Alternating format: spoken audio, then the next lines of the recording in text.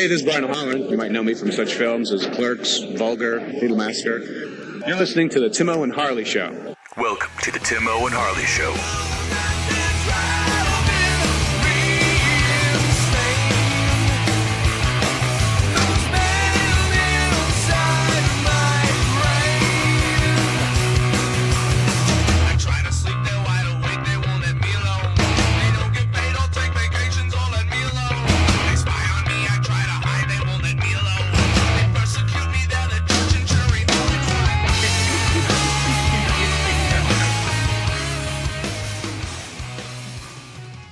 Thank you for listening to the Timo and Harley Show. I am Timo. Over there's my partner in mind crime, Mr. Ben Harley. Say hello, Harley.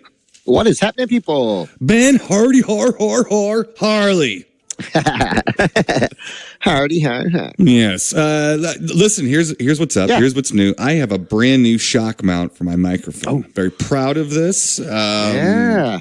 I would try to send you a picture or show it to you, but I don't want it to mess your day up. Okay. It's a complex piece of engineering here. It's fascinating to a guy like myself who's an expert in engineering.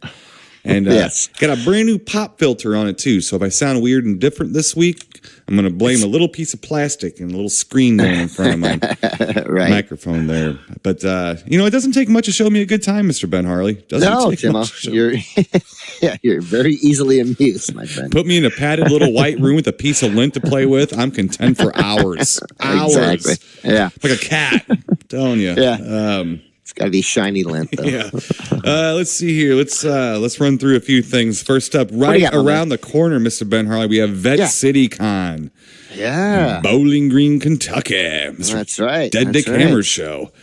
Dead Dick's throwing another great con. Right. Yeah. Him and KC. Mm-hmm. Looks like they're going to have now. We're going to promote this. Not our favorite thing, but some people. It looks like a bit of a Halloween. Rob Zombie Halloween, few people from that movie there. Now, nothing wrong with the people. They took the work, and a lot of people like the movie. Good for them. It's kind of like being in Genesis. I don't get it. Whatever. That's what it is. So, I don't know. That's good though. No, I mean, good for because they do have a following, and sure. That's a good. That's good for Richard Hammer. Yes, sir. And Vet City Con. Yeah. Well, I don't really go for guests anymore. I mean, it's we probably met or been around or had the opportunity to meet, even if we didn't. We had the opportunity, or we had the chance, or we did. Just about darn near anybody I could think of. And I've shaken a stick at a lot of people. I'm pretty much thinking I've met about as many people as I can shake a stick at. My arm's getting tired shaking the stick, so I guess that's how it goes, How many people can you shake a stick at till your arm gets tired? Is your arm tired? Right. Getting there. Yeah. Here's something fun, though. So we got that coming up right around the corner. I believe it's the weekend of January 26th, so that would be in the space-time continuum as you hear this, like next weekend, maybe? If not this weekend, like next weekend. Yeah. So January 26th. So get your tickets now, Tim. Right? Absolutely, get your tickets now. And then after you go to the Corvette Museum, you can travel up to St. Louis the weekend after and see Fragile Porcelain Mice and Snake Ranch and super fun rocket ship at the Del Mar Hall. For local radio station's birth month. They call it birth month. Okay. And then we make up words these days. That's a long birthing. It was a. Yes, I'm going to leave it there, but yes, it was a long birthing. And then I guess it is our 25th anniversary of our first compact disc that we put out, which actually was a third or fourth product we put out, but it was our first compact disc. Ooh, full length, I guess. Yeah, so. What are those things you speak of? Compact disc? They're Nito digital discs. Oh. Yes. Very good. Is that what it means? Okay. Back in the 80s when you're hanging out with metal bands and they were breaking their coke up on those shiny things, those were compact discs. Oh, that's what those were. Okay. Right. I remember those. They were usually doing it on like a Foreigner one or possibly Fleetwood Mac. That's what they were doing. I usually saw Fleetwood Mac rumors being used. That's what I saw a lot. Yeah. But so anyway, we got that coming up also. So get your tickets for that. That'll be in St. Louis at Del Mar Hall. Let's see here. And then, Mr. Ben Harley, at the end of May, we've got Retro Invasion Weekend, the inaugural, the first Retro Invasion Weekend, just outside of Cleveland, up there in your parts, up by Canada. That's right. Yeah. Hey. Well. Yeah.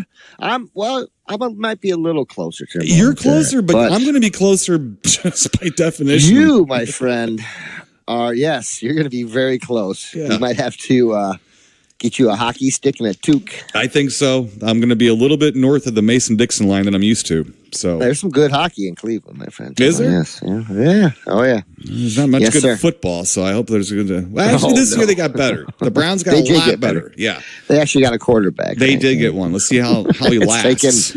It's taken what? 375 quarterbacks. It's been a lot. It's kind of funny. It's one of those things on the NFL where they'll go through all the quarterbacks that have started for them in the last 10 years, and it's just to make fun of them. I feel kind of bad for them, actually. Yeah. It's kind of like goalies for the Philadelphia Flyers. Let's see. Well, I just saw that's going to have a fun, and it says Retro Invasion, so it's a little bit more of a 80s. I don't want to say 80s, but it's more of a retro feel to it. So the people come in there in horror films, but they're also in a lot of comedies from the 80s, sex comedies, stuff like that. Ooh, I just saw that Niedermeyer is coming from Animal House. Yeah, and the Twisted Sister videos. No way. That's right. I love that guy. I'm going to have to get him. He's a sneaky little punk just like you. I know.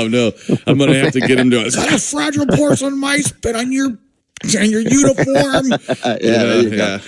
We definitely need a bumper from him for the Timo and Harley shirt. I know. Is that a Timo and Harley shirt on your chest piece? Yeah. So got a few things going on here, Mr. Ben Harley. Yeah, a few things. Yeah, we do. All right, Mr. Ben Harley, moving on to stuff I watched this week. What you got, my man? Try to get through it here. Let's see what we got here. All right, here's one that'll make your head spin just because of the year. From 2018. Oh, come on. Watch the movie Hereditary. Oh, really? Okay. What's that? Toni Collette and Gabriel Byrne in it. I think people were talking about this movie a little bit. Oh, very 2018. Very dimly lit, very matter of fact, drawn out. Yeah. It's about it's a family, and the grandma dies. Okay. And the hereditary or whatever is something that's being left down from the grandma. I guess you'd call this either a devilly or witchy type of movie, type of feel. Yeah, it's kind of, You know what? Here's the thing. It was sort of hypnotic. So it's it's got that pace to it that some of these movies today have that. I like the movie. Jesus Christ, stop trying to depress me when you're watching, when you're doing a movie. Yeah. So this one, it's like a family. It's like a girl and an adolescent boy who they're trying to make him he's 13. The kid is clearly 17 or something, or 18. So that kind of throws you out of it a little bit. The thing with this movie is the acting is really good. It's really good acting. Yeah. And the story is okay. But I don't know. So I'm going to give it it's okay. If you really enjoy movies that are made today and you don't mind slow burns. Yeah. That's all right. It is streaming on Prime, and it is a new kind of a theatrical movie streaming on Prime, which is not super. Usually Netflix gets the theatrical ones, which is why I stay away from Netflix. Sure. Let's see here. Moving on, Mr. Ben Harley from 2013, also streaming on Amazon Prime. I think I've seen this before, but I had to watch it again, called Rewind This. Rewind This. Yeah, I think I have seen this. That's the VHS, one of the VHS documentaries. Yeah. It's kind of funny. The one thing that stuck out to me this time was Frank Henenlotter, who directed Basket Case and directed, he directed all the Basket Case movies and directed Frankenhooker. And stuff like that. He was talking about the aspect ratio of VHS. He goes, he threw his arms up. He looked like me. Throws his arms up in the air and goes, look. He goes, people were crabbing when they had the letterbox, thinking they were getting cheated. He goes, and he was funny. He goes, and now today, with the widescreen TVs, they get Casablanca. And it's square, and they can't handle the bars on the sides, so they zoom the picture in. And he threw his arms up. That was it. I thought about you and that friend of yours that came in that should have known better. Oh, God. I was like, why do you stop it? Stop touching myself. Oh, my God. Yeah. But, this is a fun little movie to watch. I mean, and I have to admit, like, I watch a lot of the band documentaries, like the punk documentaries from like the late 80s and through the 90s. And I totally identify with them because that was me. Well, it's kind of fun watching the VHS documentaries because even though I left VHS in the dust as soon as they had a better format, I was the guy at the video store. Like there's guys at record stores. I was the guy at the video store. And so I was one of these people that they're interviewing, basically. And all these guys have shelves around their house full of movies, just like I do and stuff. So I do feel a sense of solidarity, with them. Nerd. Yeah. And it's also cool to watch people from 2013 talk about the death of physical media. And here we are, 6 years later. Mm-hmm. And it's still around. As a matter of fact, there's more companies popping up. But I think what's cool about it, as I realize, is that maybe the major studios aren't going to really back physical media that much, but who cares? Right, exactly. I want this physical media and the stuff that is threatened to be lost to time. That's what I want. And it seems like most of the companies, like our friends at Synapse, Vinegar Syndrome, I think even Vestron started putting stuff back out on Blu-ray. Okay. All these companies popping up, I'm supporting them. Let's put it that way. I'm buying their stuff. I like it. I want to have this stuff too. So I'm one of the collectors now that these companies are gearing themselves to. And these companies, Mr. Ben Harley, you and I both know, are run by guys who are standing right next to us at the video stores. They just have a little more ambition nowadays. To do that. So, but not too bad though. Enjoyed watching it. That's funny. Enjoyed watching it. I always hear good stories. Reminds you of being in video stores, which we talk about ourselves. So well, I kind of miss those days. Those were fun. You know what I mean? And just when you finally found something too that you've been waiting for forever. Mm-hmm. To come out, or a lot of it too for me was like a lot of music, like live stuff, like oh my God, stuff you never saw, things that might have been in the theater, but you were too young to see at the time, whatever. But I miss those days. Well, not only that, but video store. Well, they were interviewing the artists that were doing the box art for those things. Oh, wow. And a lot of them were old studio poster art designers and stuff and illustrators and stuff. And they said, look, the studio said, you need to start doing VHS. We're going to start doing the floating heads. I'm talking about, like in Scream and stuff. It's just all the actors' faces and, it's not really painted art anymore. No. And it's so it's awfully boring. Yeah. Oh, it is. You're right. Oh, and now it's worse. Like for that movie Hereditary. I think the poster art for it was the word hereditary and then an awful close-up of a really like not good looking Toni Collette, like right in your face. I hate that. I hate that when it's like, come see this movie. And then the actor's face is just like hyper realized, like right there in the, it's like, come on, man. Yeah. You all ain't that cool. You're not that artsy fartsy. Fuck off. No.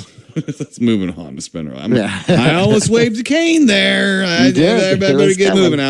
I was pretty proud of myself. I was editing the show last week. I was like, I'm in a pretty good mood. Yay. And now I'm sitting there going, them goddamn faces on the box art covers and stuff. Yeah. So I don't think I got enough sleep this week, Mr. Ben Harley. All right, moving on. Not enough brain in your cereal. Right. Let's see here. From 1932, Mr. Ben Harley. Okay. Well, that's more in your wheelhouse. Well, I kind of went and watched Dracula because it was like, I just don't like it, and I try to like it. You're still trying to like that. I know. Well, I went and watched The Mummy because I really want to like that movie too. It's still and a lot of like Dracula. I think just going back and watching it, trying to like it, I found things I liked about it. But man, it's still not as good as like Frankenstein or Bride of Frankenstein or Invisible Man or something like that. But I don't think it has the energy. I think those movies had an energy and like a sense of whimsy to them that I don't feel in The Mummy and Dracula and stuff like that. But I don't know. Yeah, The Mummy, this sounds so bad, but it's slow at times. Real slow. Long. Just like the Mummy, you know, but there is some really good things. I've always had a fascination with the Mummy. I don't know. I'm not really into mummies and want to go dig up anything like that. But for some reason, I've always thought that was a very, you know, it was one of the better universal looking monsters. You know what I mean? It looked great. He just looks great. But yeah, I feel you, buddy, on that one. It's just the pacing of those is a little bit different, I guess. Not as there's not enough scary stuff in it for me. Yeah, it's kind of drawn even though I out. just say how cool and monstrous he looks, but it's not enough. You know, I don't know. Well, he's only the Mummy for a little bit. Yeah, I mean, he actually turns into whatever the guy in the fez and everything. He turns into the potentate of hate. Yeah. He turns into the potentate of hate like almost right away. And the thing is, too, it's sad is that what's sad is that that makeup and all that stuff took like 8 hours to put on him. It was the worst makeup. It was worse than the Frankenstein monster for him. Oh wow! Yeah, I mean, at least time wise to put on and stuff. And he's on screen like I don't think he really is. He moves his hand and then he grabs for the parchment. You only see his hand, and then you don't even see him hardly. Right. So although technique wise, yay, Karloff, oh dear, good gravy. They could have told him that before. You know, they could have shot him waist up or something. Yeah. But what I don't like about it is that when he turns into potentate of hate, now if it was like a werewolf thing where he would turn back into the shambling mummy, I'd be into, but he never does. No. So I don't know. I like the other mummy movies where it's just a straight monster movie. Yeah. You know, I kind of wish that was like that. But then again, you know, when I was watching, I was like, Karloff is pretty good in this. It's just that I don't really want Karloff to do it. I want Karloff to be the mummy, not this clown. Yeah. And I hate the remakes because the remakes really like push the Imhotep, like the guy. Yeah. You know. I thought about you because those were on the other day. Don't think about me when those are on. I'll smack you. I'll smack you from afar. From St. Louis. Yeah, from St. Louis. All right. Well, moving on. It was all right though. It was okay. I'm trying with a couple of these old movies. I just feel like I'm not neglecting them, but I should like them, and I just don't. I'm trying. Yeah. I'll keep trying. No, I'm not there yet. Keep trying, my friend. Not there yet, but I'm trying. I'm trying to find things. Yeah. So moving on from 1959, which was almost like the future for me at that point. Watched again. We watch this all the time. It seems like watched Invisible Invaders again. Did you really? Okay. Yeah. With Robert Hutton, John Agar, and John Carradine in it. All the usual suspects in that one. So I had fun watching. We always have fun watching it. That's why I throw it in sometimes. Yeah. I think sometimes me and Angie are a little chatty and it's a little later at night. We just want to throw something on. That's an easy one. It's not like you have to stop and go, whoa, what's going on? Yeah. What? I lost here. What's going on here? It's like, there's invaders. They're invisible. They're invisible. Did I miss something? No, the creature's invisible. Yeah. Didn't miss anything. Let's see here. A couple more. Oh, here we go, Mr. Ben Hurley. Actually didn't write down the year. I don't need to. I believe it was 87, though. In 4K. Oh, 4K disc. 4K, yeah. Watch Predator. Oh, all right. And we heard the famous line and laughed. to the chopper. Chopper. Get to the chopper.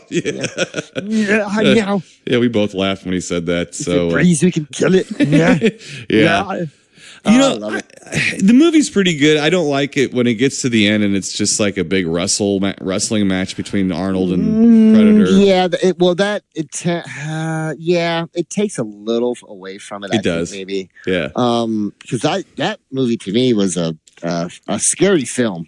That when that came out, I was really excited, you know, about that movie. Like, you know, just thinking how. We hadn't seen anything like that for a while. Yeah, that's true. Does that make sense? Yep, you know what I mean? absolutely. Like, and it just, I don't know. You didn't know what it was, and the graphics were good, and it had so many great actors in it, and a lot of tension, and just, man, I still like that movie a lot. It's okay. And it's not one that I keep going back to. I really haven't watched it in a long time, but I still enjoy it. It's still got the silly parts, like when Arnold and Carl Weathers grab arms and both flex and you know, there's silly stuff like that in it. But it was okay. Is it holding up? Yeah, all right, a little bit. I think when you've seen it a bunch of times, you sort of like you're almost like a little upset. Okay. Let me backtrack. This is it. The Terminator. This is kind of a James Cameron thing almost to me. The Terminator and Aliens did something to movies like Reanimator and Evil Dead 2 did. Okay, yeah. Reanimator and Evil Dead 2 said, for the next 10 years or so, you're going to get all your horror movies from a video store, and they're all going to have about a quarter of the budget they've had from the last 20 years. Yeah. Okay? And that's where we hit in the 90s, which I'm going to arc close to it, which we're going to get to here in a minute, because I watched something that was like that. And I think we had Predator, we had Aliens and stuff like that, that said, if you have a horror movie advertised to you in the theaters, it's going to be an action movie, actually. Yeah, yeah. So it's split into two different directions. So horror fans got the VHSs, and then you had to go sit through an action movie to get any kind of monsters or something for a while. Right. At the theaters, if that makes any sense to you. I mean, just think about Independence Day, think about a lot. Really, up until the movie Scream. Do I have to?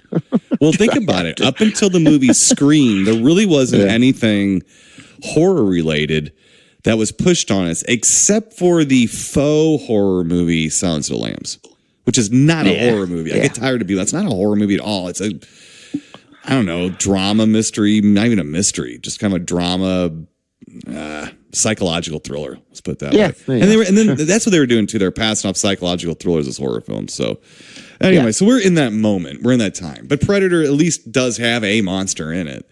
I do like it a lot more than Predator 2. A lot of people like Predator 2. I've never liked Predator 2 very much. Yeah, it's got its moments for me, but I still am a big fan of the first one. Yeah, a lot. A real big fan of the first one. It's just fun. It's a fun movie. I thought it was pretty scary when I was a kid. Not like I was like holding, my boyfriend's hand or anything real tight while I was watching it. But he had his arm around you. It was all right. You were safe. Right, everything was good. Right. It was safe. But but still, I enjoy it because you didn't really know what it was. Right. That's what I thought was cool, and it harkened back for me kind of to like the older. I don't want to say Jaws-y or anything quite like that, but something more the monster. That you were like, wow, I can't wait. And even when you saw it, it was like, holy shit, what is that thing? Right. And I thought it had a pretty cool, the fact that it was like,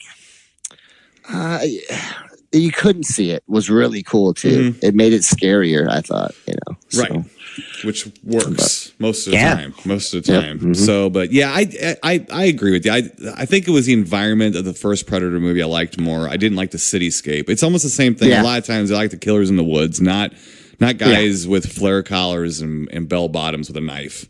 With a switchblade, that look at you ominously. That's not horror to me. That's just dirty.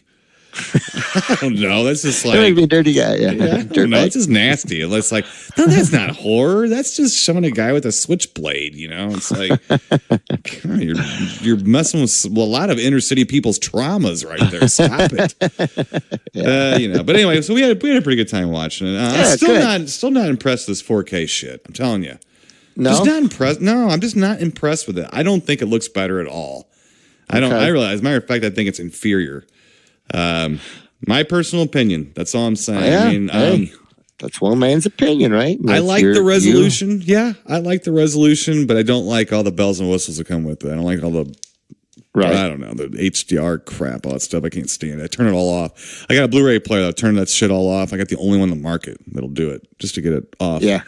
Anyways, let's move on, Mr. Ben Harley. Here we go. From 1988. This kind of goes right but this kind of goes right in that VHS. Everything was going to VHS. That was a horror film. This is The Unnameable. Okay. That was from an H.P. Lovecraft story. Yeah, all right. And it's like a woman like unicorn monster. Like trapped up in like this abandoned mansion off campus of Miskatonic University. And it's direct to video, $300,000 budget. It's all right. It was okay. Yeah. It's the same thing. And me and Angie were talking about this last night. I said this is the same thing as Shadow Zone. And what was the other one that we watched? A Terror Within. Yeah. These movies that are like monster movies from like that right around that tickling that 1990 year that they come up with maybe a decent monster, but maybe the lighting's kind of weird and it's just drawn out, and stuff. So it was okay. It was one of the better ones. Definitely one of the better ones. I kind of enjoyed it. It was all right. Like I said, if I was reviewing it, I would probably give it an E just because it really did slow down over time. Okay. It's not that I want movies to go faster. Look, we bitch about that all the time. It's not that. It's, I don't want so much padding. Sure. You get a movie from 1958, it's going to be an hour and 2 minutes long with very little padding in it. The ones we don't like are all padding in 58 minutes or whatever, But it's just padded a little bit. So, okay, though. We're going to get to the Unnameable 2. There was a sequel. So really? I got that. So we're gonna watch that here pretty soon. Now, last up, Mr. Ben Harley. What do you got, my man? Last up, we watch, and I don't know if you've seen this or not. We watched The Adventures of Sherlock Holmes' Smarter Brother. No, I haven't heard of that one either. Written and directed by Mr. Gene Wilder. Really? Starring Madeline Kahn, Dom DeLuise, Marty Feldman. So apparently, in the stories of Sherlock Holmes, he did have an older brother who was his superior, but he didn't. Really? But he was like me. He waved his cane at people and didn't want people to bug him. So he only came to help when absolutely necessary. And I think it was only once or twice in the whole series of stories or whatever. So it's basically Gene Wilder playing his brother, playing Holmes' brother. And Holmes says, I'm going to go on vacation. I have a couple cases I want you to take care of. Okay. And then Holmes kind of in disguise follows Gene Wilder around, making sure Gene Wilder does the right thing and sees the right stuff and things like that or whatever. It's pretty funny. Once you get Gene Wilder and Marty Feldman and Madeline Kahn in a movie, and then stir in a little Dom DeLuise, just to mess stuff up, So this is it's awkward and then really funny, and then awkward and then really funny. I remember this back on like Showtime, Cinemax, stuff like that. Not a huge film, obviously, but I'll tell you what, I was surprised how much we enjoyed it. Okay. I actually thought it was sounds kind of silly. I actually thought it was funnier than the last time I saw it, which is probably in like 1995 or something. So I saw it. So I thought it was pretty funny. Pretty good though. So Ben Harley, if you see it, give it a shot. The Adventures of Sherlock Holmes, Smarter Brother. Smarter Brother. Smarter Brother. What do you got, Mr. Ben Harley? Oh, wait, here, let me see, Tim. Let me find this thing here. Oh, okay, Tim. Well, that's what prom date said. Yeah. Where is that thing now? All right, Tim. I've been kind of on a movie freak out here, but let me start. That's good. I have a freak out. Yeah, Sydney, my youngest Sydney, she's been digging SpongeBob here lately. So we watched the SpongeBob movie. I think it's Sponge Out of Water. Yeah. And I also thought about you, Tim, the other day because I don't know if you've ever seen the movie. It's been out for just a short while, but I'm not going to give too much away. But let's just say SpongeBob and Plankton, if you know who Plankton is, Timo. Vaguely. Yeah, well, Plankton's always trying to steal the secret formula from Mr. Krabs for the Krabby Patties. So supposedly in this, it looks like SpongeBob and Plankton have teamed up, but they really haven't. But as the story goes, Mr. Krabs thinks that's what's happening in this, and he's like, that's it, he's talking with Squidward a little bit, and he said, Squidward, that's it, the apocalypse is upon us.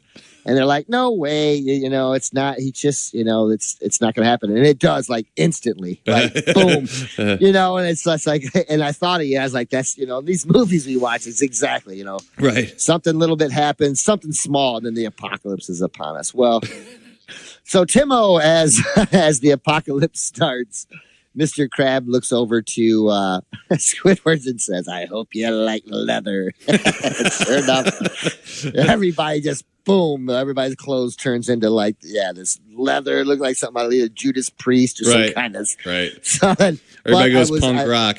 Yes, I was a little distressed, though. There was no neon. But yeah, I thought it was a great setup. Now I said, because it basically what the setup was is if SpongeBob has gone bad, then that's it. Everything, there's nothing can be believed in. Basically, the apocalypse is upon us. So, I think I might have seen it. I know I've seen at least one of those. How many SpongeBob movies was there? I think this is the second one, the actual theatrical one. Yeah, that's what I'm talking about. Yeah, I think I might have seen both of them. I'm not sure. This one has like them out of water where they do some 3-dimensional stuff or whatever. Some computer generated stuff, which isn't too bad. It's not bad. It's okay. I think I'm. Who's in it? What's his name's in it? Antonio Banderas. Oh, okay. All right. Antonio Banderas. I'm trying to think if. I don't know if I've seen it. I know I've seen at least one of them. I understand that most parents smoked their weed and held their kids and watched the show with them and stuff like that. And I get that. I never really, although I would look at it and find it to be very humorous, I didn't sit down and ever watch it. Yeah. So usually when that happens, I'll watch the theatrical. And I watched at least one of the theatrical. And yeah, they're funny. I mean, they're kind of. Yeah, this one wasn't too bad. Yeah, it's more of a subtle Ren and Stimpy, more of a G-rated, same kind of frantic humor and gross out type weirdness. Yeah. A little more subtle, though. I like the subtlety to it. Yeah. Yeah. Yeah, but it was funny. I did enjoy that. Welcome to the apocalypse, Mr. Squidward. I hope you like leather. Right. Nice. It did. Everybody look like, they were out of Mad Max or something, right. It's good. So let's see. Moving along, Tim. I guess let me see if I'm going to go further up or the ladder down the ladder. Let's see here.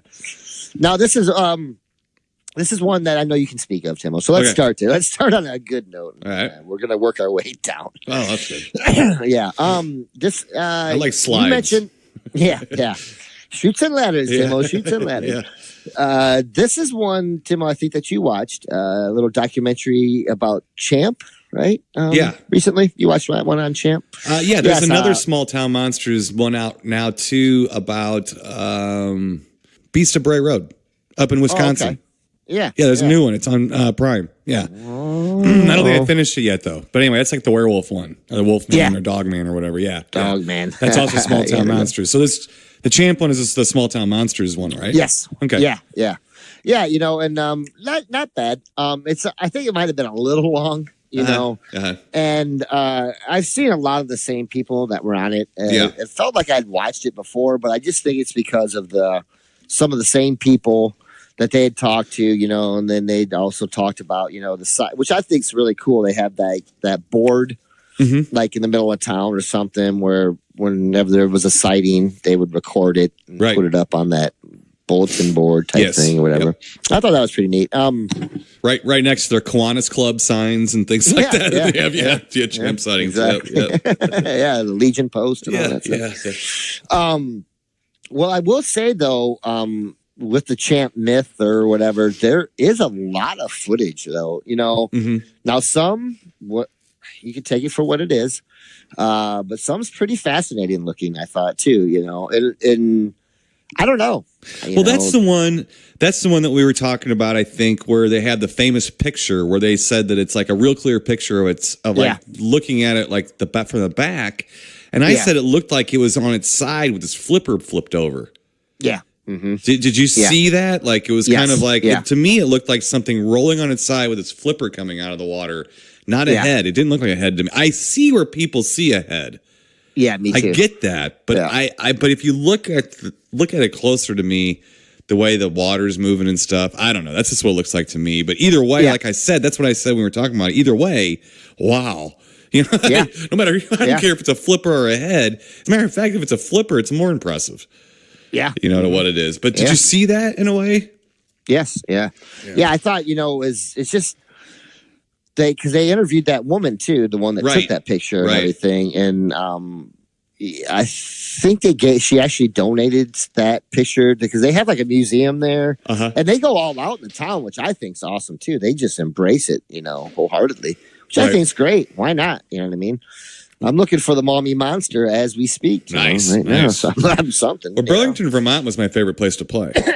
So we took that ferry across Lake Champlain and stuff. Across the Mary? Yeah, we did the old drive-in thing. We hid under blankets up in the van and only paid for two of us. went across the ferry and everything. But yeah, I mean, I don't recall when we were there though. I really can't recall any champ stuff. I really don't. I mean, and we were right there. The town of Burlington is not a major metropolis. It really feels like a seaside little village. I mean, really, it's like, and I just don't recall. I live. Well, you probably, as a matter of fact, you're not that far away up there. I don't think. No, from that, I would implore you, if you want to take like a road trip vacation, go to Burlington, Vermont, and check out the Champ stuff because it's wonderful. The nightlife there is very, very cool too. I mean, cool.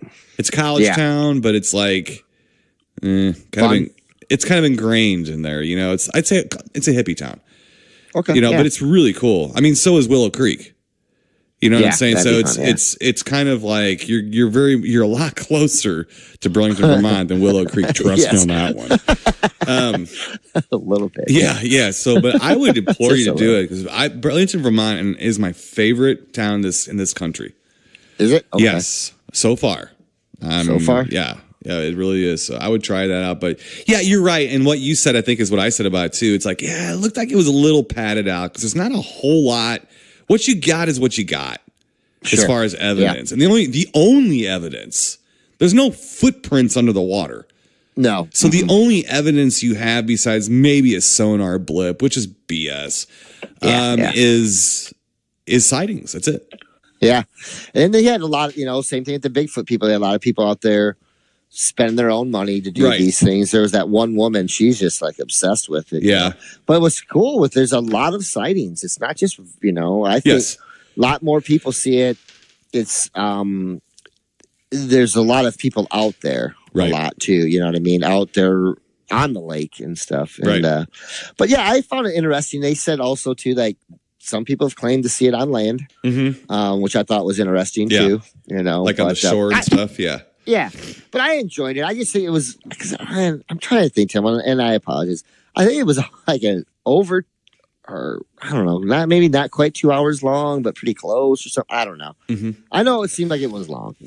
I don't think it was actually, but it did feel that way. It did feel that way. Yeah. So, but I'm glad they're doing that stuff. I wish I was doing the small town monster stuff. So I think it's really cool. It's a neat thing that they're doing. So, I think they're based I think they're based out of Ohio or something. I think so. Check out the Beast of Bray Road. Like I said, I hadn't finished it. I always found that story like, really? Like I'd watch and be like, God, I don't know. But then some of it is just as compelling as some of the Bigfoot stuff. But I kind of stick with, I think there's two things.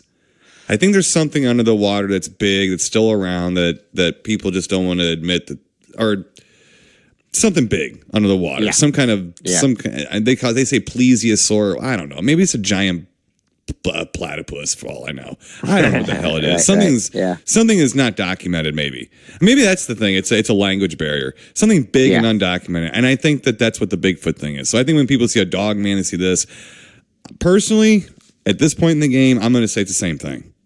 Sure. People are seeing the same thing, different variation, at least, on the same thing. Let's put it that way. And I think the champion, the Loch Ness Monster and all that, I mean, they very similar descriptions. Very similar. I mean, it's just like the Bigfoot type stuff from the Yeren to the Yeti to the Yowie to everything. There might be a size difference. There might be a color difference or something like that.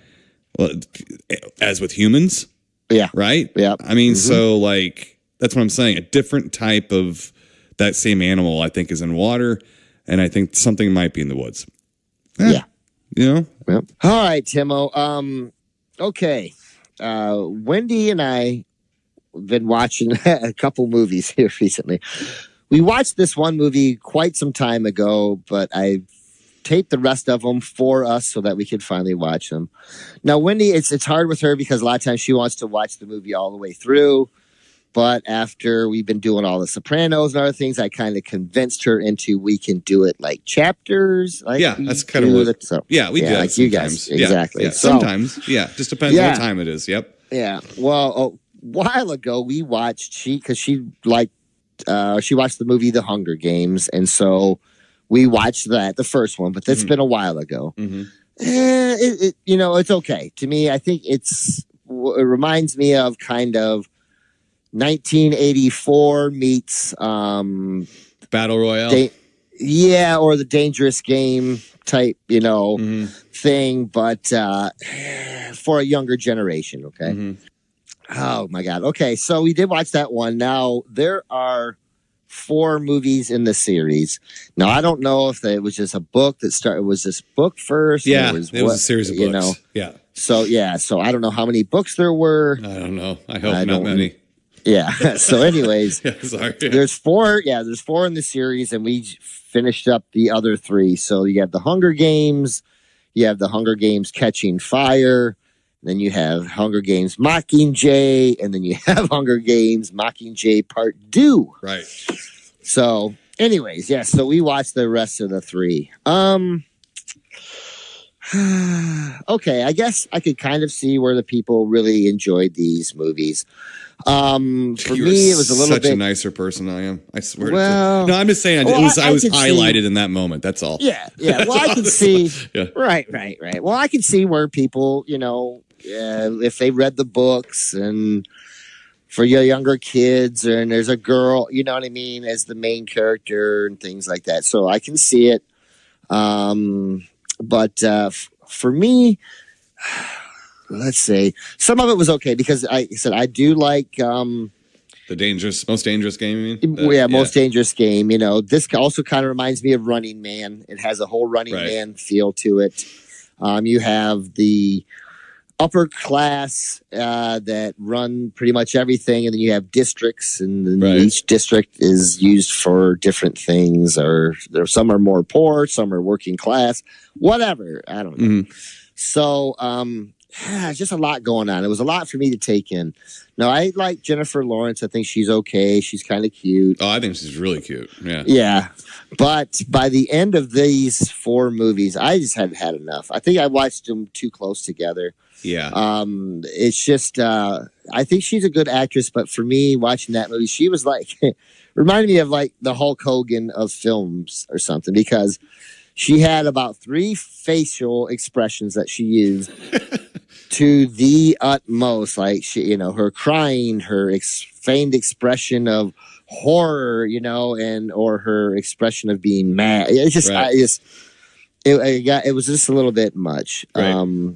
I think they could have done it in the 3 movies. They didn't need a 4th one. They really didn't, but for me, it just seems like, well, let's just do another one. And we'll just do another one and people will come and see it. Right. Stuff. Right. So well, I think they could have wrapped it up. I think Hunger Games. I saw the first one. I saw the first, Yeah. and I had zero interest after seeing the first Yeah. one. Like I just watched it. I didn't know it was going to be a series of movies. I thought it was a movie. I think Hunger Games should have been a television series or a Netflix streaming series.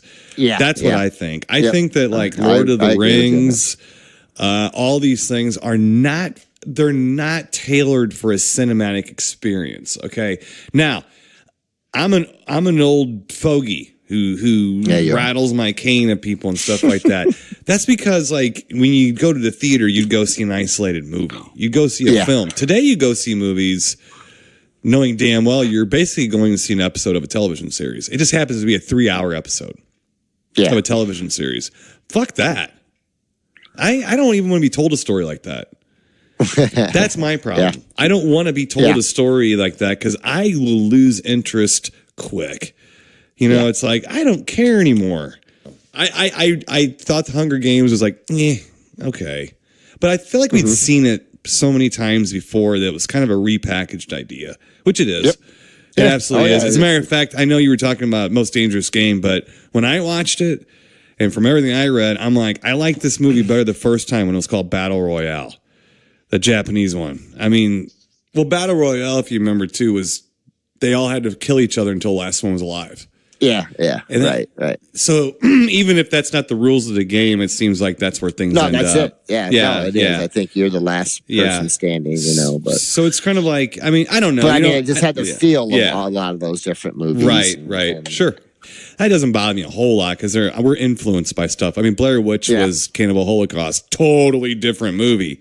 But the exact same setup, the exact same type of deal and stuff. So, that really wasn't what bothered me about Hunger Games. That was just a cheap swipe to take at it if you didn't like it a whole lot, like myself. Yeah. To be more than anything else. Now, at the same time, I didn't think it was the worst movie I've ever seen. I just didn't think it was made for me. And it wasn't. Yeah. It was not made for me, and stuff like that. No, so, yeah. Me either, I feel bad for you having to sit through all 4 of them. Yeah, we did That's the 3, by the time the third one, like I said, we saw the first one a long time ago. Right. Now, I know one of the characters from the Hunger Games that was one of the bigger characters is also in Vikings, my Viking show that I like a lot. Mm-hmm. He's, it was interesting to see him go from that to Vikings. But like I said, it's been a while since we watched the first one. Thank God, because by the time I got to this one, I was done. I was to the point where it's like I'm not going to like Jennifer Lawrence anymore, and I felt bad. I was like, it was getting bad because I just couldn't take it anymore. I just can't. So I don't necessarily like her, but I like to look at her, and I'm just that too. But I was getting tired of looking at her. I can see that. Yeah. I was. It was getting to the point where it's like, just let's wrap this up, please. Right. Please wrap this up. That's me. So I just. Oh well. Last but not least, Tim, I won't speak too long on this one, but this movie made it into the shop here the other day. It came in by itself. That's not a good thing. Yes, it's also on a 4K. It's one of the newfangled. It's still a Blu-ray and a 4K, but I don't have a newfangled 4K, so I just watched the old style Blu-ray. I didn't really want to watch this. It got put on, and it's a little movie called Rampage. Timo. Oh, with Dwayne Johnson, The Rock. Yes, yeah, The Rock. How was that? Now, Timo, let me start here because I have it. I haven't watched it yet, but I have it. I'm just curious. Now, I like the video game Rampage. It was a pretty cool video game. And that's why when this came out, I was just like, I can't do it. I just can't do why? Who came in and said, let's make one about Rampage? I mean, I'm sorry. I mean, I just, so I had a hard time still. Even after watching this, the whole time I had a hard time because I'm like, this can't. It's just, basically what they do in this movie, they do have the 3 monsters, and they Dwayne Johnson found the monkey, the albino gorilla, and raised the albino gorilla, but I don't know, some kind of evil corporation like they all are. Did something, and they made these monsters, and they use them to attack the city, Chicago. Anyways, there's giant monsters, so it had that going for it, Tim. And I thought, because you got giant monsters, in it, you got The Rock in it, sure, you got destruction, but I can't get past the fact that it's about the video game Rampage. And I'm going to stand up here right now. I'm going to give the video game Rampage, the video game, a grape ape up. All right. All right, and I'm going to give Rampage the movie. What if you're like me and you're only vaguely aware that there was a video game now, and you don't know? I don't know anything about that video game. Still bad movie, bad monster movie. No, it's not. It's okay, but it's your typical. It's not Godzilla by any means. It's the monsters are okay. They actually, the computer generated stuff's okay, but all sizzle, no steak. Yeah. Okay. All right. Okay. Oh, that's just one man's opinion. Not good. So you make me have to go.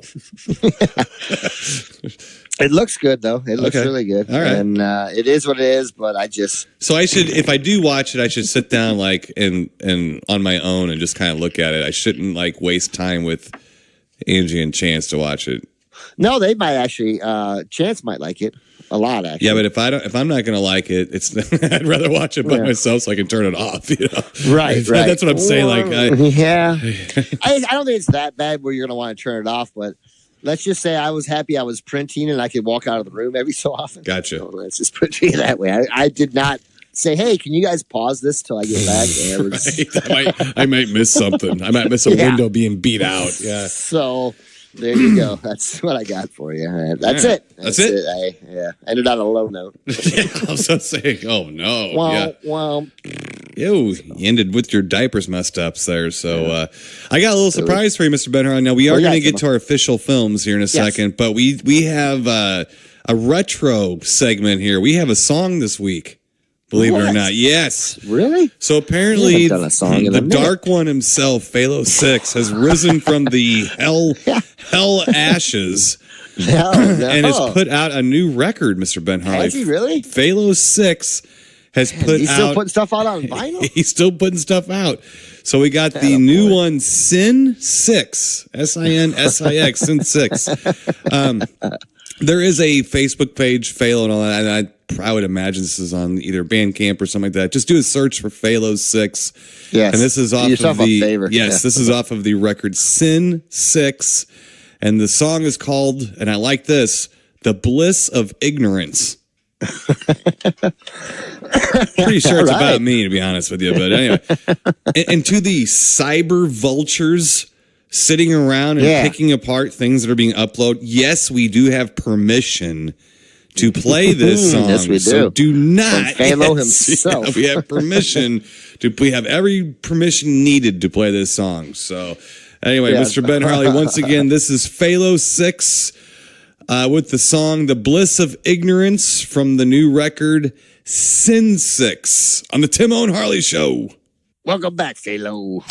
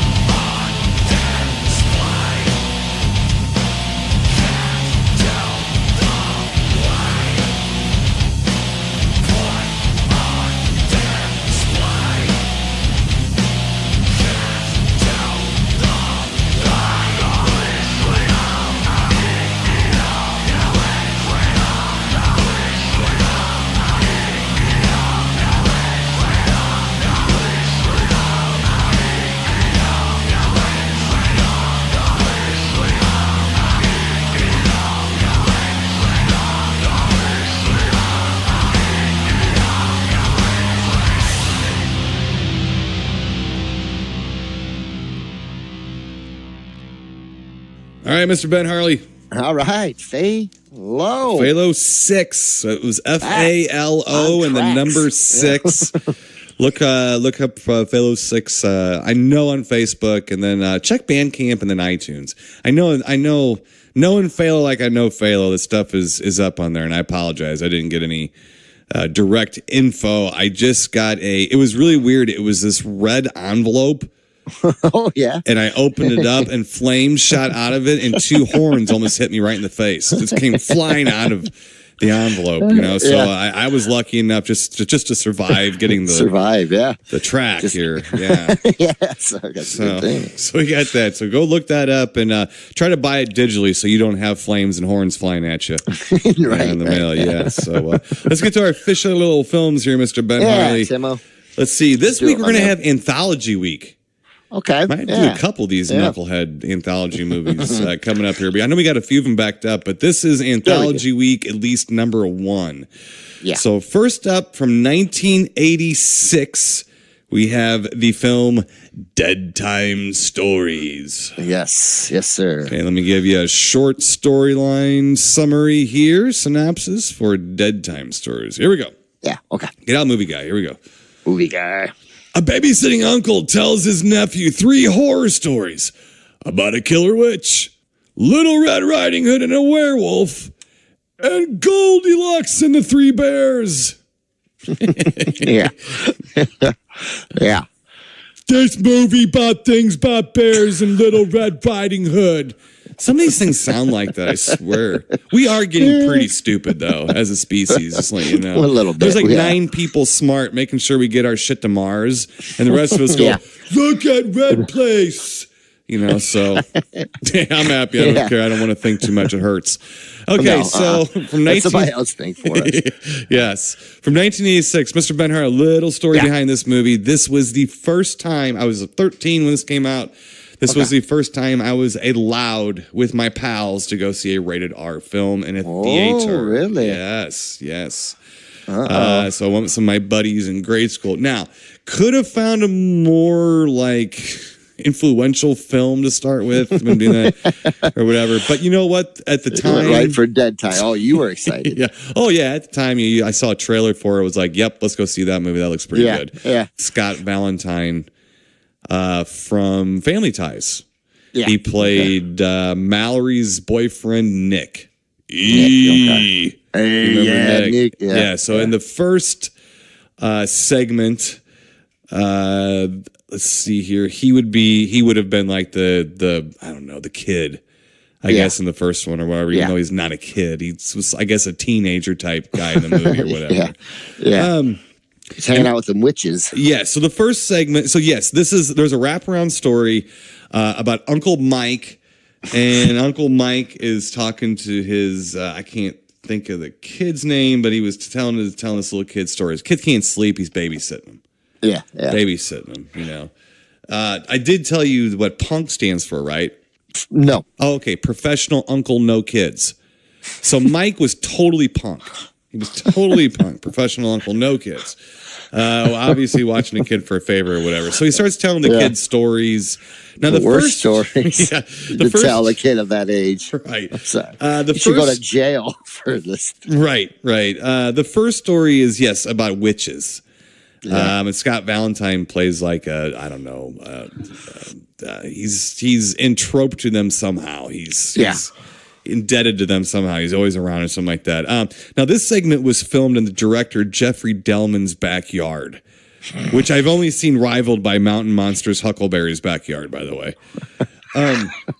Which is pretty interesting because it's kind of a sprawling little story about out in the woods and the forest and stuff. Yeah. Obviously taking place back in the Grimm fairy tales days. Weird, Now, before we get too far into this is clearly a fairy tale influenced anthology. Yes. The first one's just kind of a basic witch thing. I guess you could maybe say Hansel and Gretel-esque, sorta, but not really.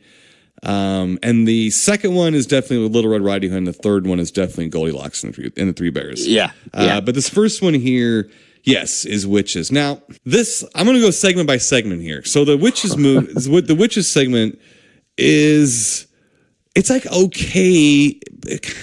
I don't know. It kind of reminds me of a horror version of The Princess Bride a little bit. Yeah. It's kind of like that feel to it or whatever. One thing I liked about this and really the other segments as well is that for a movie that I don't know how much this movie cost to make. Let's see if there's a budget here. $10. Well, I don't see a budget. It did make almost $3 million at the box office. Did it really? Yeah, that's why I'm good for about $6 of that. So proud of that too. But it's clearly it is an independent, low budget film. Yeah, and I thought the practical effects for what it was in 1986, I thought was pretty interesting to watch. Sure. They weren't like making me go, Jesus Christ, how did they do that? But it was like, wow, they took a little time to do that. Yeah. That, you know what I'm saying? It was like, oh, well, okay. I know exactly how they did all that. But yeah, a little bit of time was taken. And it was a little kind of fun. A little bit of fun to see like some of the creatures and things like that. So they had that going for it. And a fairly attractive girl that the witches need for a sacrifice. And basically Scott Valentine has a change of heart. And he doesn't really like the witches a whole lot. No. Because, the one likes him. The one's always trying to bathe them and clothe them and stuff. Yeah, and they can make themselves look like hotties, which is funny too, because they get like this guy, and this guy thinks he's in like this like $high brothel, and they have like all this music swelling behind him, and then they edit to what's really happening, and it's this witch holding her titty out of her. Yeah, and the whole time I'm thinking, here's this guy, punk. But whatever, what's it? How's that go again? Punk, professional uncle, no kids. Right, so it's the punk telling his nephew this story, and I keep just thinking like of Santa Claus and Ice Cream Bunny or something, we're like, and then Santa Claus is telling the story. So I'm thinking, here's uncle's telling the story.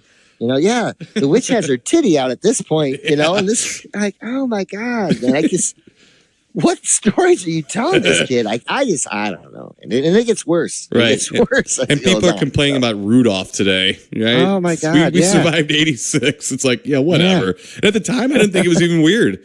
When I was thinking, it was like, that's what my uncle would have fucking done to me, So, get your titty out, mama. Right.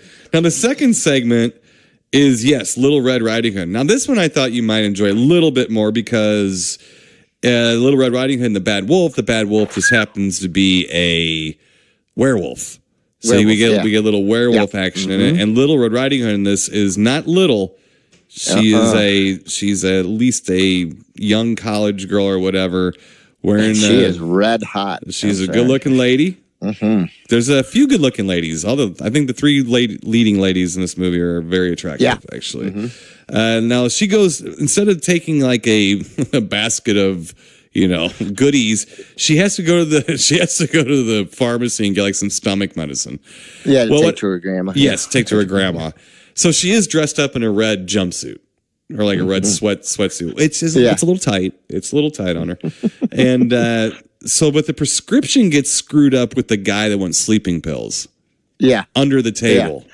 Like sleeping pills or whatever. Drugs, basically.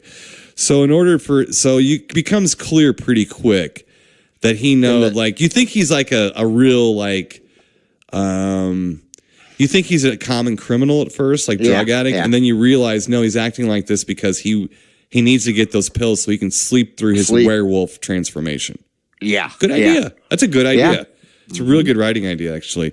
So when the orders get switched, he has to go back to the pharmacy and find out where the grandma, I guess, lives to go get his sleeping pills before he turns into a werewolf. Now, he doesn't time any of this well at all. No werewolf ever times his shit good, ever. You'd think they'd get good at something. Right, yeah. So he doesn't time it well. He gets wolfed out.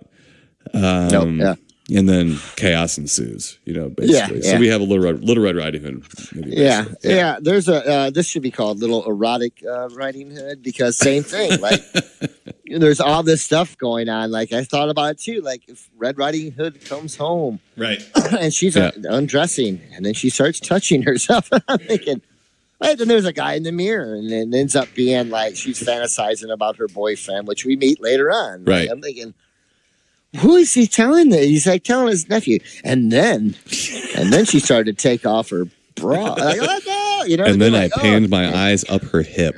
Yeah. I'm like, oh my God. So, but yeah, then she basically, she goes to the pharmacy and sees old Creeper's right now. It's funny. The pharmacist, there's a younger guy. He's, gosh, I can't remember his name offhand, but he was on like Scrubs, and he's another really good actor now. Oh, had really? A pretty decent career. Kind of more of a character actor. Yeah, I actually looked at the pharmacist guy. I looked over to Angio and said, "Holy shit! I didn't know Freddie Mercury was in this." He looked like him in the movie a little bit. He had like a little musty kid without the overbite. Yeah, exactly. Yeah, but so then she ends up meeting up with her boyfriend, right? And they go to like have sex in the shed of her grandma's. It's the shed of a tennis club. Is it a tennis club? Yeah, it's like a country club tennis. Like they have like tennis rackets, I think, and golf stuff and things like that in there. And they do the dirty. Yeah. And then she goes back to grandma's house late. Yeah, then they go to grandma. Yes, after the wolf has been there. Right? Yeah, looking for his pills, and she wasn't there yet. Yep, exactly. And then that's then all the werewolf happens. attacks. Yep. And Granny gets attacked at one point, but then they survive the wolf attack, and even Granny survives the wolf attack, right, Timo? Until they go back to the hospital, and then what happens? Yeah, the full moon. There's a full moon. Yep, and Granny starts to change, and then what's the hottest Red Riding Hood almost ever say? What big teeth you have, Grandma. And then it's over. Rolled my eyes at that one. Yeah. So there you go. So then we get to the third segment, Mr. Ben Harley, which was the Three Little Bears and Goldilocks. And Goldilocks is kind of a flirty gal herself. Yeah. She has quite the see-through dress, and they make sure to show you that quite a bit. And it sees through real well in the shower. Yes. And also telling the story to his 6 or 8-year-old nephew. Right. Exactly. And so Goldilocks is a psychotic psychic. I think Rob Zombie, has seen this one before. And Papa and Baby Bear are like a father and son. The son is like a big dopey guy. And Papa is like an Archie Bunker type of I'll tell you what right now. He's like a cantankerous type guy. And then Mama Bear breaks him out of a mental institution. Yeah. So then they all go to this place, and Goldilocks is there. So it's similar to the Goldilocks, except you're breaking out Mama and Papa Bear out of the mental institution, or Baby. I'm sorry, Baby and Papa Bear. Yeah. And then Goldilocks. Woo, she's You might, Ben Harley. Have you ever known Goldilocks? She looked like I've heard stories. You know, it looked like somebody that would. She was quite the pip. She was. But she had a little thing going on where she liked boys, but every time they would try to get a little something cooking, if you know what I mean, she would kill them. Right. So she's a tease. And then keep them. Yeah. But then she would keep them. Yes. Keep their bodies and stuff like that. Yeah. Like the rotting corpses laying around. Yes. She was definitely a maniacal, murderous tease. Yes. If there ever was one. And boy, that was the 1980s for you half the time, I'll tell you right now.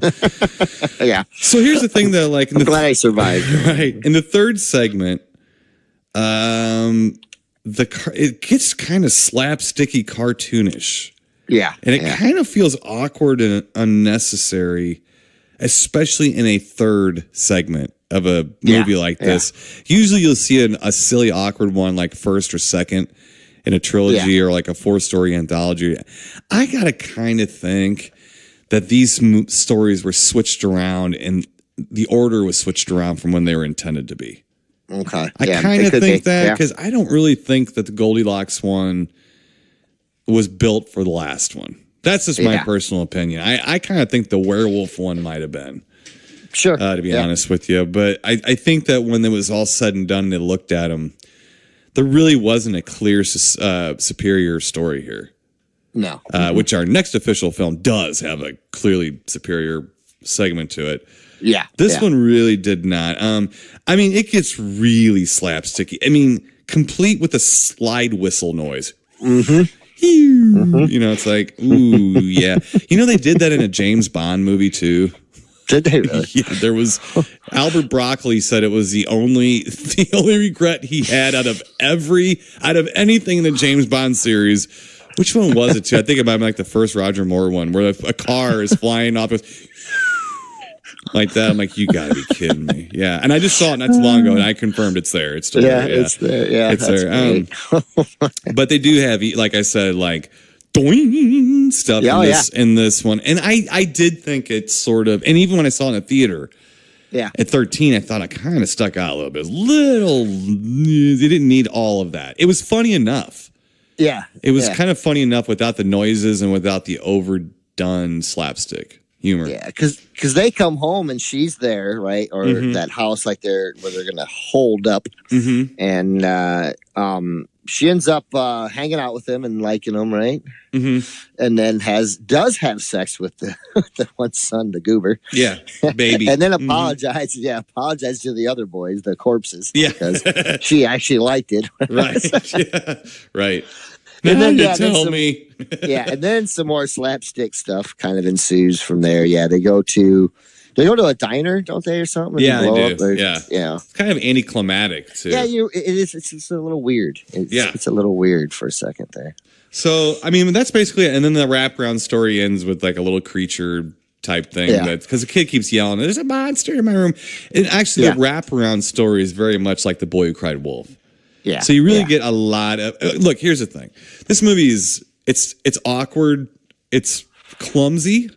Yeah. Very low budget, like I said. But I do like that it's all fairy tale influenced.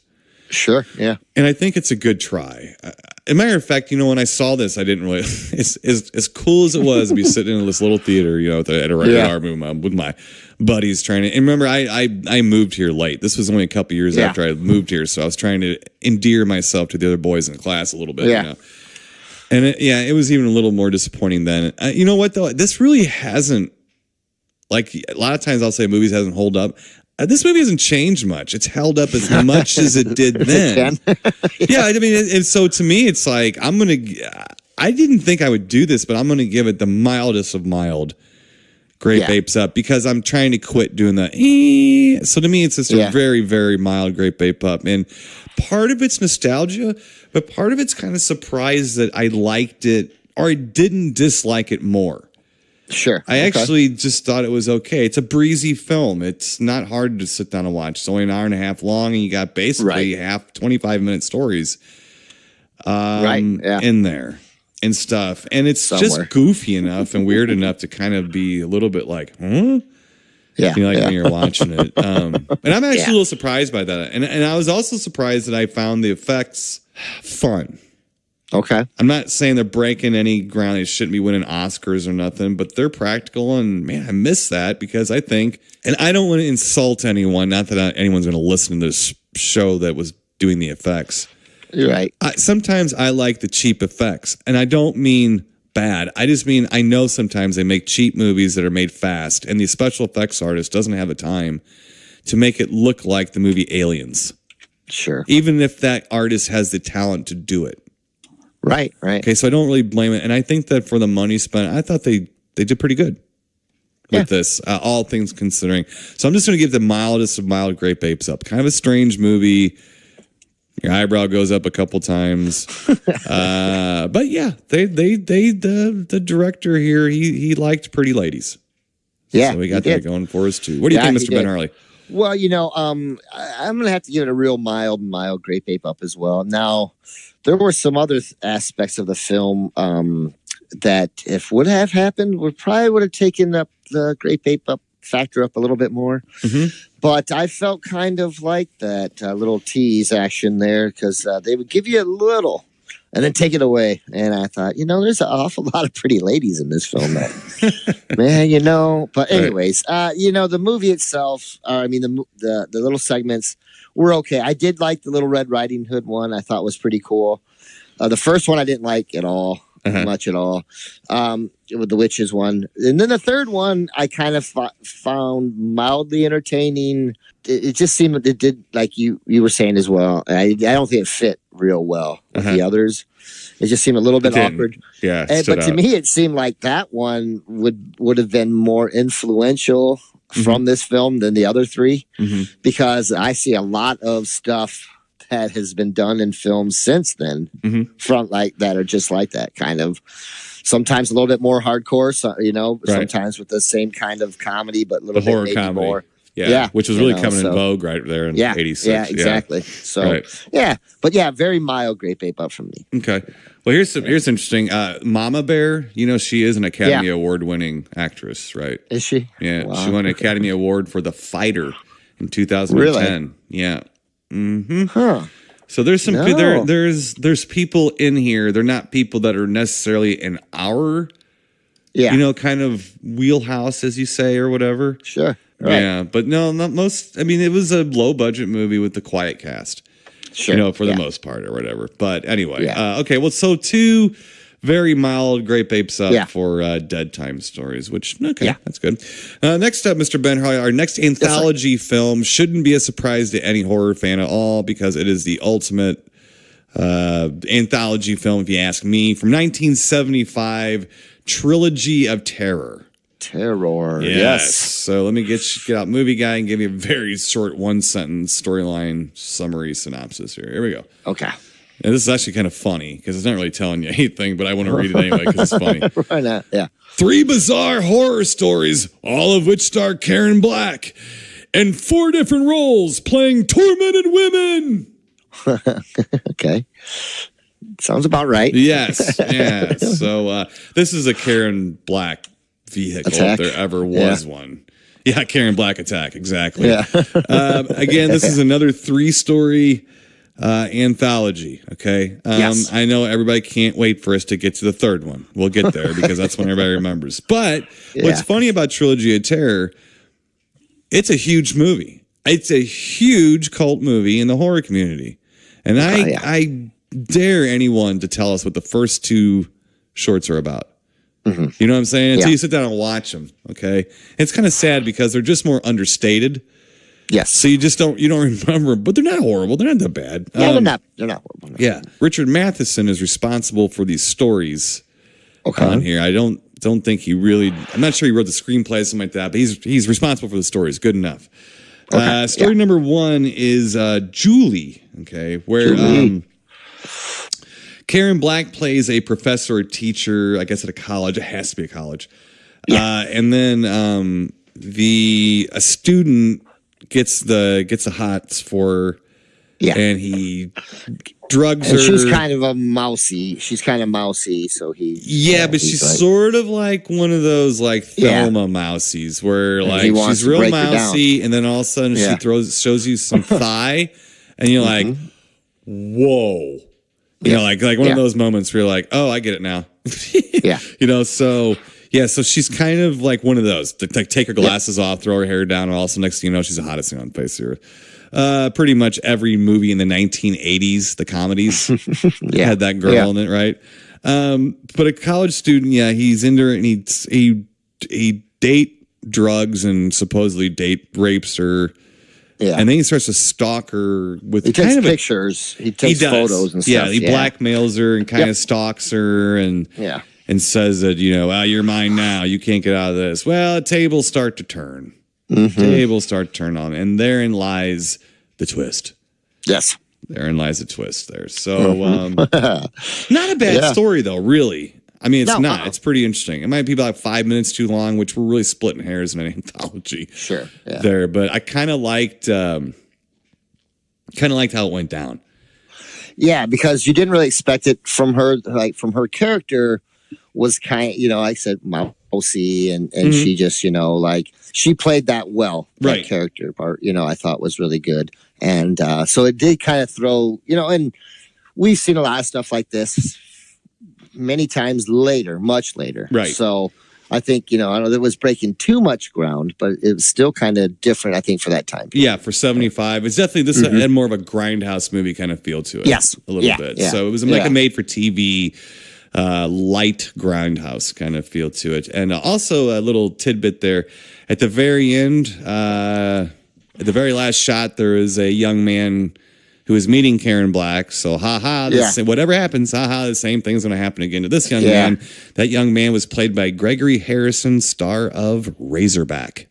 Okay. So, you looked familiar when you walked in. That's what it was. Yeah, he did look a little familiar. Yeah. All right, on to story 2. Now, this movie does not have a wraparound story. It just is what it is, which that's okay. That's all right. You do have to kind of realize you're being jumped into 3 different stories, though. Sure, yeah. Story number 2 is Millicent and Teresa.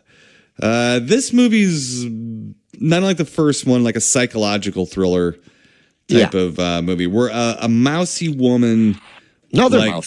Warns a suitor about her evil sister Therese. Yeah. And then has to tangle with Mr. Ben Harley, has to mentally tangle with George Gaines as Dr. Ramsey. We like George Gaines. He's good from Police Academy movies and all that. So good stuff. Good stuff. So this one is a, let's just say like a dual personality. Yes, sir. Type of movie or story. Fairly clever. You definitely see it coming. But again, I think Karen Black pulls this off pretty good. Yeah, I thought, it didn't really surprise me or anything. No. I kind of knew right off the bat what was kind of cooking. Mm-hmm. But it didn't really take me out of it, know. Right. And I thought it was still a good enough story. I just liked how they hated each other, right.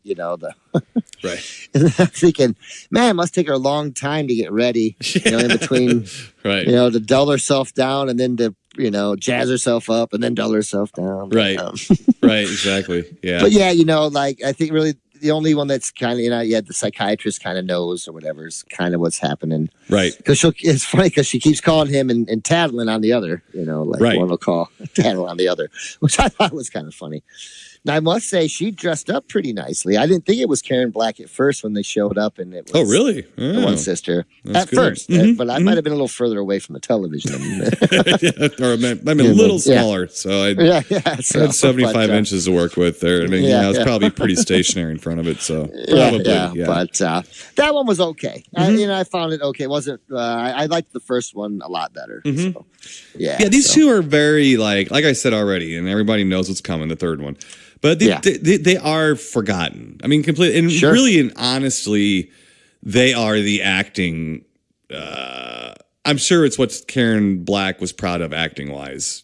Just dramatic acting were those 2 first segments. Now the third segment, Amelia, is with the Zuni Hunter fetish doll. And it comes, I don't even know where it comes from. I can't remember who even sends it to her, but it has a necklace, and if the necklace falls off, it's supposed to be able to come alive. Well, she's dating a fella. Okay. And I think he's, I don't know if he's into the fetish stuff, but she gets the doll for him. It's supposed to be a present. I got you. Okay, so that's the boyfriend she's calling. Yes. That's the boyfriend she's calling. Okay, so so of course, Karen Black, and this one, her mom keeps bugging her.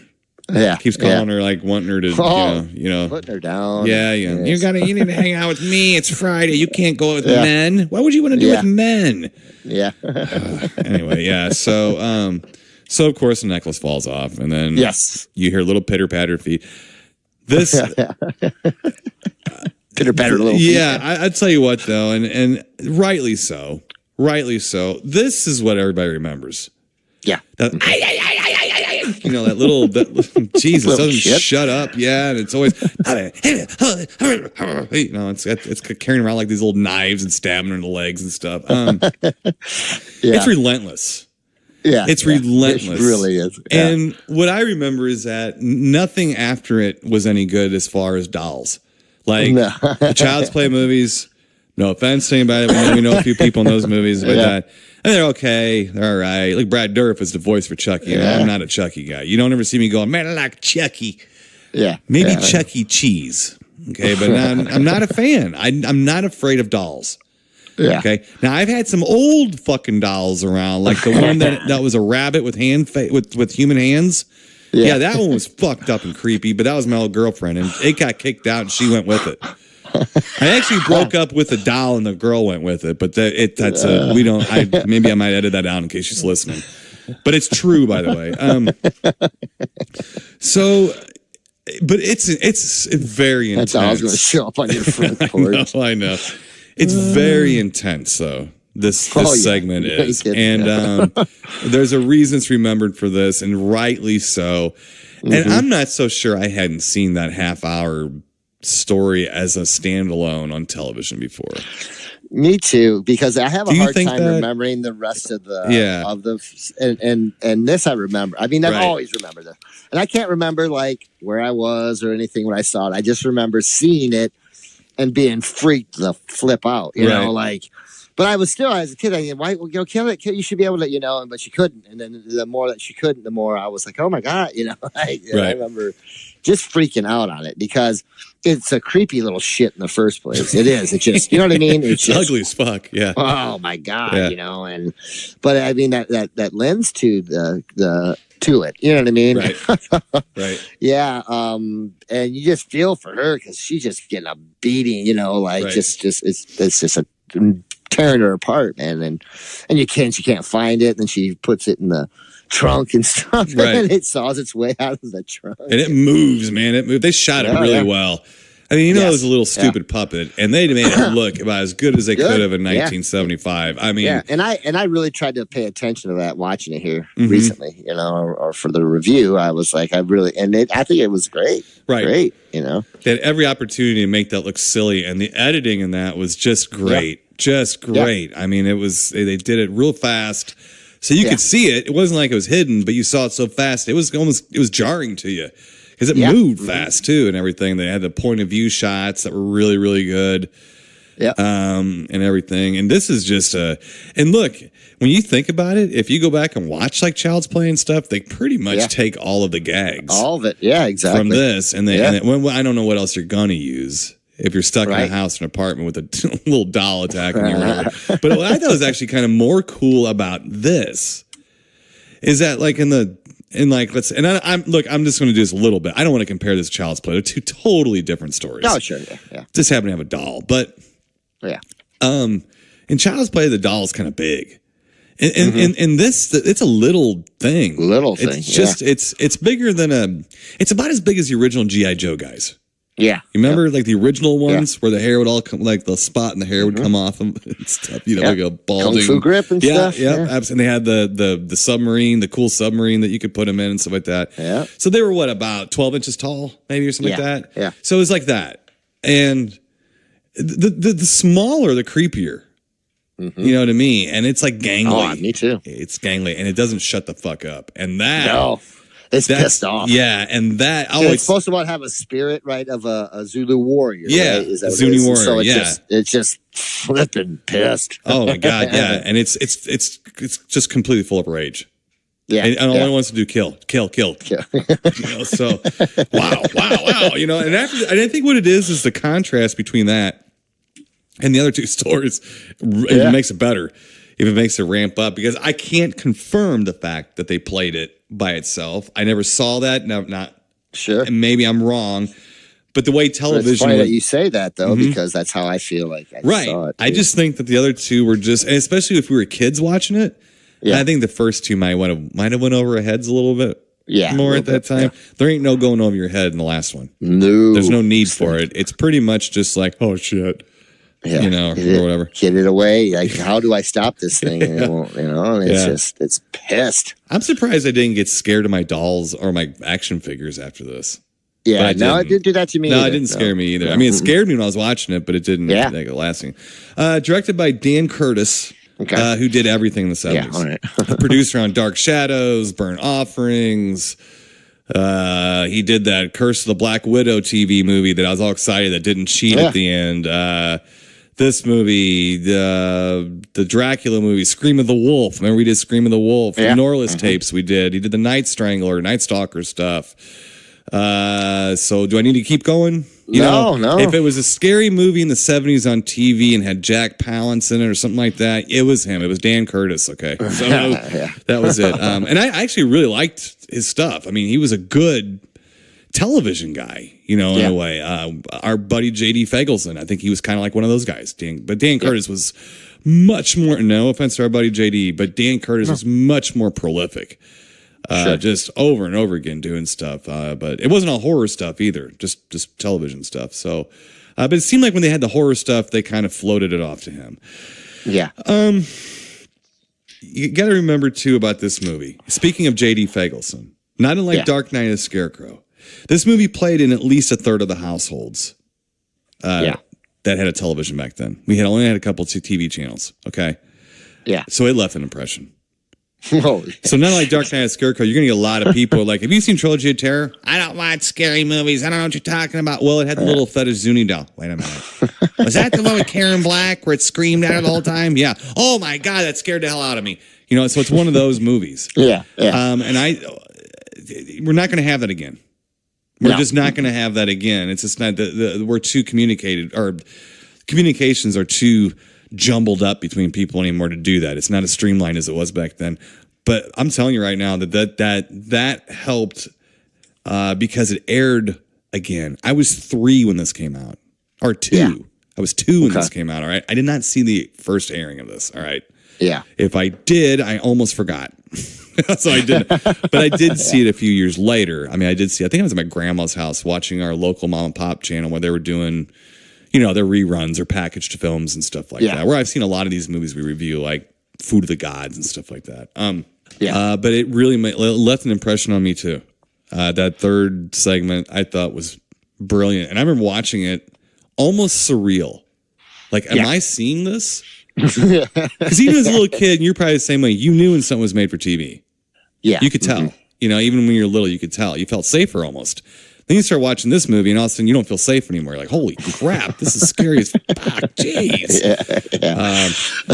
I'm going to give Trilogy of Terror a big, great bape up, and this is why. The third one is really the reason to watch it. But the first 2 weren't that bad. They never are as bad as I remember them. No. They're not great. And they haven't held up well over time. You've seen stories just like those 2 stories a lot after that. Yeah. Mm-hmm. But that Zuni doll, I've never seen something. I haven't seen much like that. Not just like that. No, like I said, Chucky was not the Zuni fetish doll. Hey, you want to play? There wasn't none of that going on with the fetish. It was like you drop the necklace and get... I was like, Jesus Christ. Gee whiz, man. Stop it. Make it stop. Man. Yeah, it's more relentless than a fucking tsunami. I mean, it's coming at you. It's getting you. It's all there's to it. So I'm going to give it a big, great bape up. Maybe not to rafters because the first 2 pull it down from that, but don't pull it out of great bape up territory whatsoever. So I'm going to give it a good, great bape, solid, big, great bape up for it, especially for that third segment with the doll. What you going to do? I'm going to give a great bape up too, Tim. I enjoyed the first and the third a lot. The second one, it was okay. Mm-hmm. It was all right. But it's just hard to forget the third one. Mm-hmm. It's just, that's it's left an impression on me forever. You know, even if I had only seen it one time, you show me a picture of that little fucker. Oops, that little stinker. Yeah, that little stinker, and I'm still flipping out. You know what I mean? Because it's just seared into my brain. Right. Well, it was scary. It was a scary one. I thought. I mean, very, very terrifying. It was kind of lightning in a bottle, too, because I know they did a sequel. Yeah. There was a sequel, Trilogy of Terror 2, and they had the doll come back and everything, and nobody cared. I mean, it was like, and I got it. Do you? Yeah, okay. But it's just not really worth it. It's just stick with the original one, I mean, I might watch the second one, or maybe I'll send it to you and just report back, but it's more or less for a curiosity to see how they were going to try to make bank. And I think it was in the 90s. When they made it. Okay. So, I mean, it was like, somebody was trying to clearly make bank with some nostalgia on that movie or whatever. So, yeah. And it feels that way. It feels like a little bit of a cash grab or whatever. So, or a time waster. Boo. Yeah. Remember Showtime made The Birds 2, Land's End. Do you remember that? I think so. I think so. I do. It was worse than Birdemic, man. I'm telling you. Pretty much. Yeah. Wow. So. On that note, Mr. Ben Harley, not sure what we're doing next week, but we will definitely be here to do it. Yes. So until then, stay spooky, and we'll talk to you then. Keep it creepy, people. You've been listening to the Timo and Harley Show, brought to you by ScreenPrintingFactory.com, your affordable one-stop solution to all your screen printing needs.